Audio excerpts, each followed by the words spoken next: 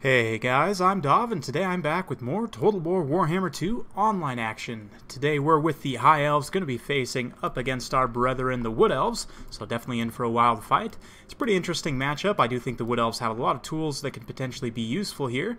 Let's go ahead and start with the Omni Compositions. We can kind of talk about the matchup a bit further. So for myself, I've got Tyrion, as you saw, as my lord. He's got Sunfang, Heart of Athel Loren, and yeah, Feint and Riposte, all his abilities. Definitely a very strong lord in this, guys. He got some nice buffs with Mortal Empires, so very strong here. To back him up, we've got 3 Tyrion chariots. Chariots can be very effective against the Wood Elves due to their very low mass infantry. If you can get chariots to ride around on their infantry, you can definitely do a lot of damage.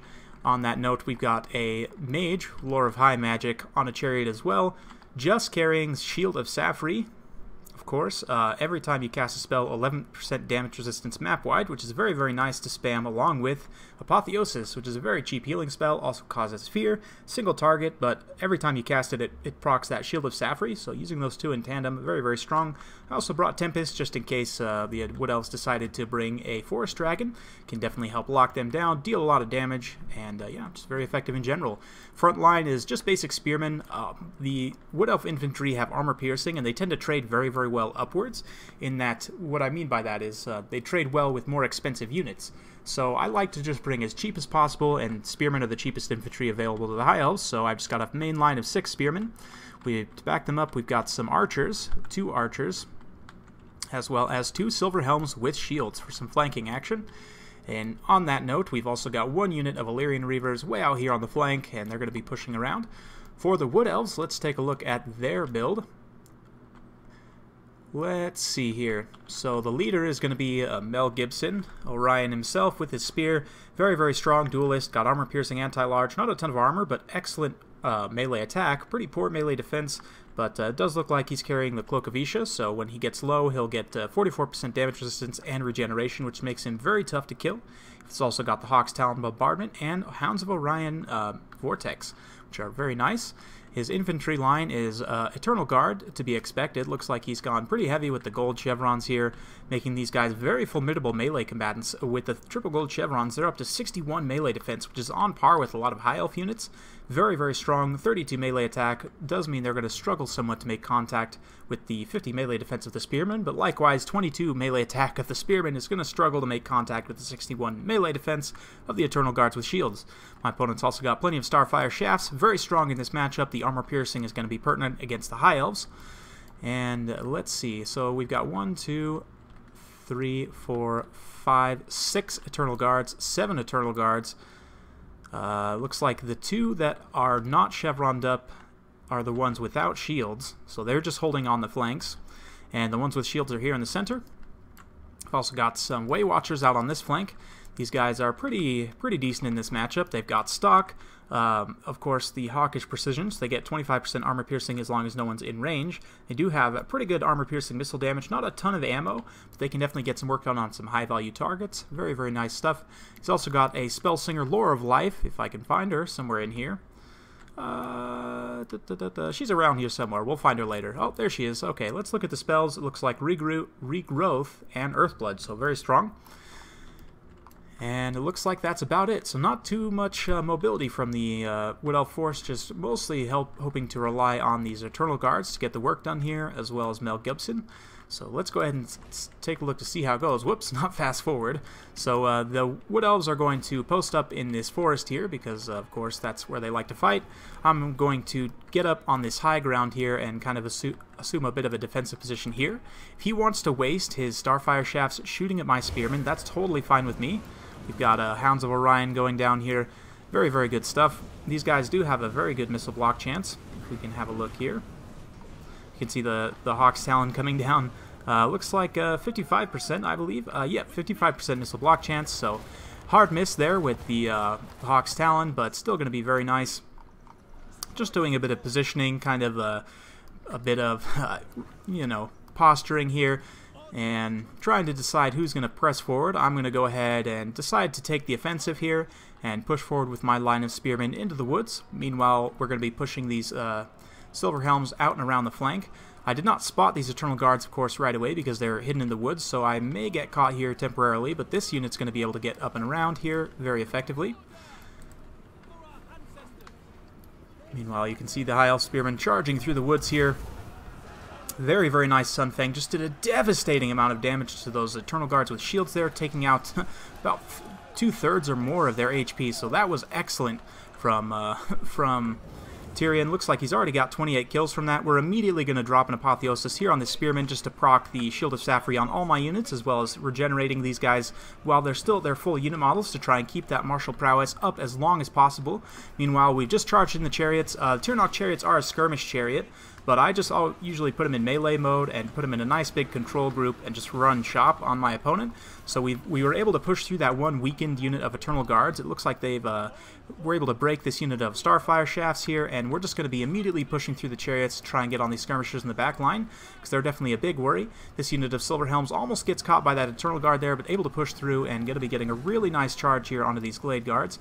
So we'll watch this go down here, and man, it's going to be a beautiful charge in tandem with the chariots. You can see another unit of Glade Guards trying to run away there. We're going to be pushing around with this unit of Silver Helms here, going to be getting a nice charge into this other unit of Glade Guards, so just trying to take down my opponent's ranged units as quickly as possible.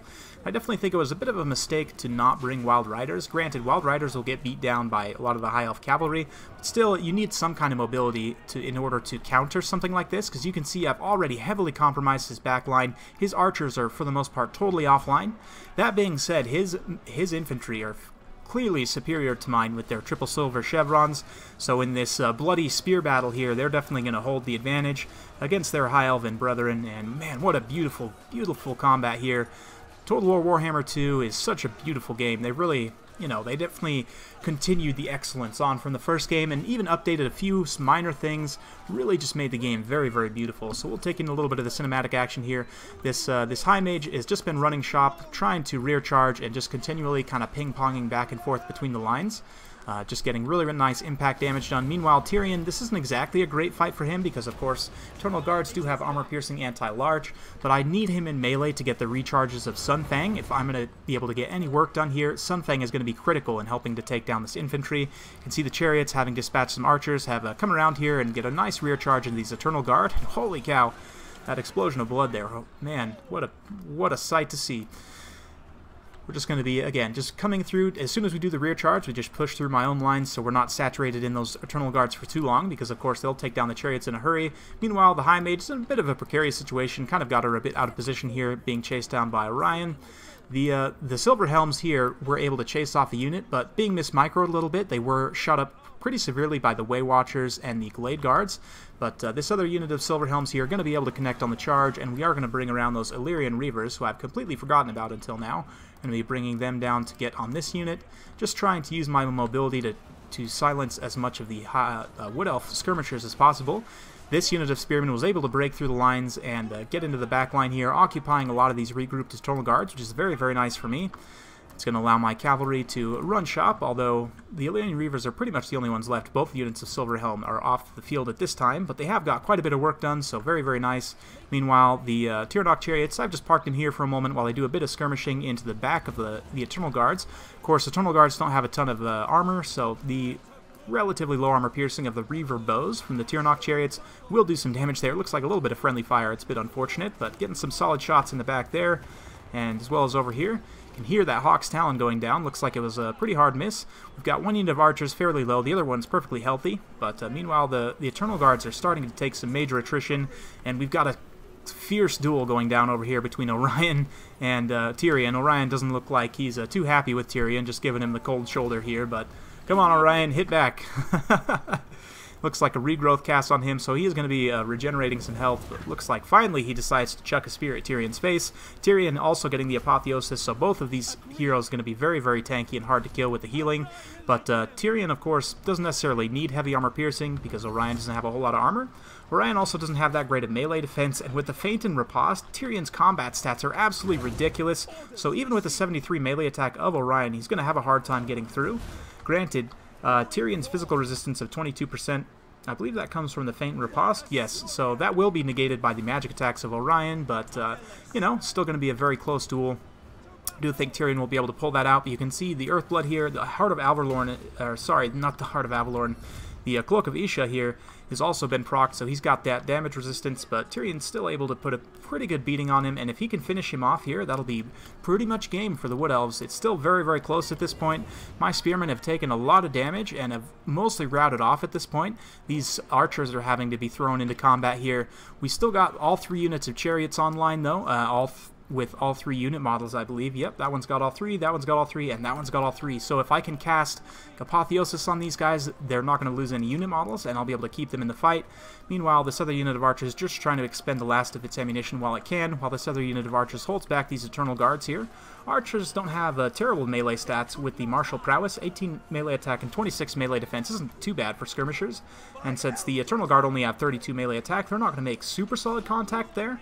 Once the martial prowess drops, though, the archers are definitely going to start suffering. Now you see it's dropped off. Their stats are much lower. So, but we were able to finish off Orion with Tyrion here. Looks like, yep, there's Mel Gibson. So, sad day for him, but it does mean we're going to get Tyrion back around into this fight here, get a nice rear charge of these Eternal Guards. There's only 6 of them left, so they'll be off the field in short order. Meanwhile, this pocket here is going to get a nasty rear charge from these chariots. Unfortunately, they are somewhat obstructed by these trees, which is definitely a benefit for the Wood Elves, but we're still able to get somewhat of a charge there, and just going to be able to do some nice shock damage. You can see all these Eternal Guard just pushing through, really trying aggressively to get on the chariots here, but the leadership is only holding steady because of this Spellsinger right now. And with the chariots here and Tyrion, I'm going to have to be careful with Tyrion that he doesn't get caught out of position too hard with the Eternal Guards, because they will do a lot of damage to him. But as long as I can keep my units mobile and keep my chariots rolling, I should be able to pull this one out. Balance of power slightly in my favor. This unit of Valyrian Reavers has finished chasing off the archers, unfortunately being mismicroed a little bit there, but no big deal. We're going to be able to pull things back. So, just trying to finish off the last of these Eternal Guards here. You can see the Spellsinger running for the hills. She's trying to get into a position where she's not going to get caught out, but Tyrion, the Feint and Repulsed here is going to be very, very nice, and a beautiful Sunfang just roasting tons of those Wood Elves, and just absolutely brutal. Tyrion's 144 kills, and climbing rapidly, so definitely good for me. Stand your ground here. Earthblood being cast on all the Wood Elf troops. Try and keep them in the fight here, but it doesn't look like it's quite going to be enough. Their morale's getting very, very shaky. We do have a few regrouped units coming in for rear charges. Some High Elf Spearmen here. Some more Eternal Guards coming in from this side. Unfortunately, my High Mage does get routed off here, but Tyrion's holding strong with his massive 60 melee defense. He will take a little bit of damage here, but right now I'm just trying to extricate him. Unfortunately, he really doesn't have the mass to push through very easily. But, you know, we're going to be just continuing to cycle charge in and out with these chariots here, bringing around the regrouped units of spearmen. One of the units of chariots took a lot of damage, but the other two still fairly healthy. Looks like all 3 unit models there and there, so gonna look to be a pretty rough day for the Wood Elves, and this is an interesting matchup. I don't think necessarily my opponent brought the best army, but it's interesting. You know, Eternal Guards with the triple gold chevrons are a very formidable unit. Even just basic Eternal Guards without any upgrades are pretty formidable units for their cost. They can trade really cost effectively with high tier units. You can see the chariots coming in for the killing blow here, just trying to break the morale. Tyrion doing some beautiful splash attacks here, and now he's got this Spellsinger in his sights, and that's going to be game. So, very well played to my opponent. Hope you guys enjoyed watching that. Yeah, you know, it's interesting. There's a lot of kind of play and counterplay here, and you guys can see, man, those Tirnoch chariots were really the MVPs here.